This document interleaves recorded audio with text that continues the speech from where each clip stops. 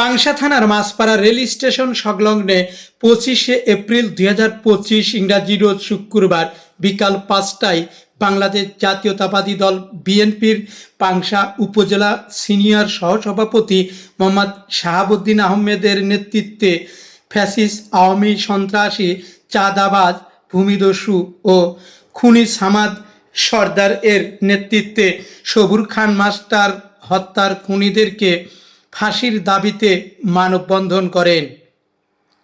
এ সময় প্রধান অতিথি হিসাবে উপস্থিত ছিলেন পাংশা উপজেলা বিএনপির সিনিয়র সহসভাপতি মোহাম্মদ শাহাবুদ্দিন আহমেদ।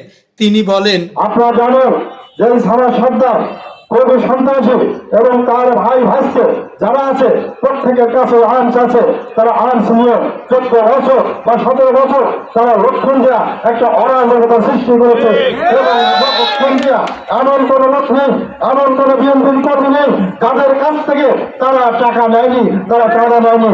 আপনারা জানেন এই সমাজ সর্দার অনরান করে তার বাড়ি পর্যন্ত উচ্ছেদ করে দিয়ে তার ভগ্নিপতিকে বসায় রাখছে।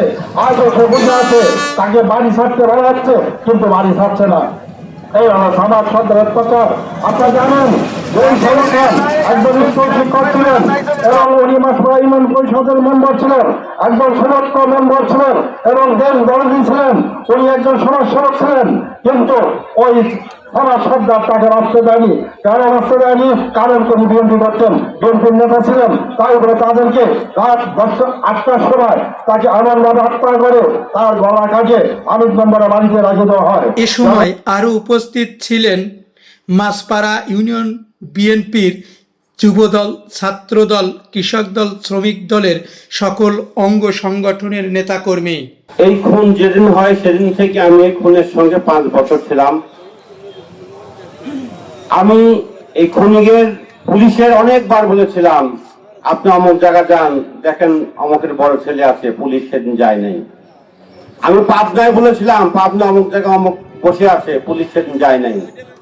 সেদিনকে ওই রাত্রে আমি যখন লক্ষণজয় যাই তখন খন্দকার সাইফুল ইসলাম বুড়ো ভাই বলেছিল, জমি তুমি এত তাড়াতাড়ি এখানে কেন, তুমি এ খবর কোথায় পেলে?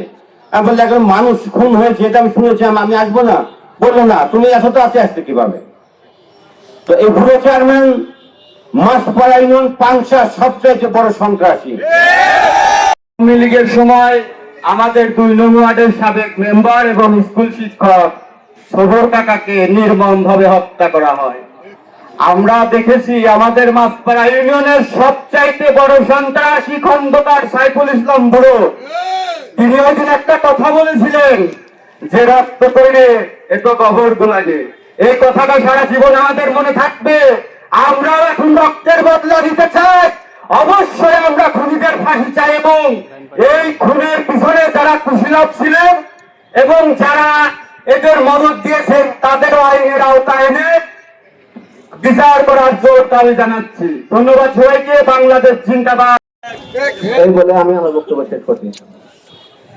আমাদের আইন দীর্ঘদিন আগে আমাদের এখানে সবুর ভাইয়ের যে হত্যাকাণ্ড ঘটে গেছে, এ সম্পর্কে শুদ্ধভাবে করতে গেলে নিজের কাছেই নিজেকে নিয়ে লজ্জা লাগে। এই সমস্ত অপকর্মকারীদেরকে শেল্টার দিয়েছে কারা? এই বুড়ো চেয়ারম্যান এবং জিল্লা হাকিম। আর এখন যারা এই আওয়ামী লীগের তোষককে শেল্টার দিতে চাচ্ছেন, এই মাছপাড়ার মাটিতে তাদের কিন্তু আমরা থাকতে দেবো না ইনশাআল্লাহ। আরেকটি কথা, যে ঘটনা যারা ঘটিয়েছিল তারা বুড়ো চেয়ারম্যানের সেজ রাইখ্যাত আমি যতদূর জেনেছি, আমরা অবিলম্বে এই হত্যাকারীদের ফাঁসি চাই, দিতে হবে এবং খুব দ্রুত আইনের কার্যক্রম শেষ করতে হবে। এই বলে আমি আমার সংক্ষিপ্ত বক্তব্য শেষ করছি।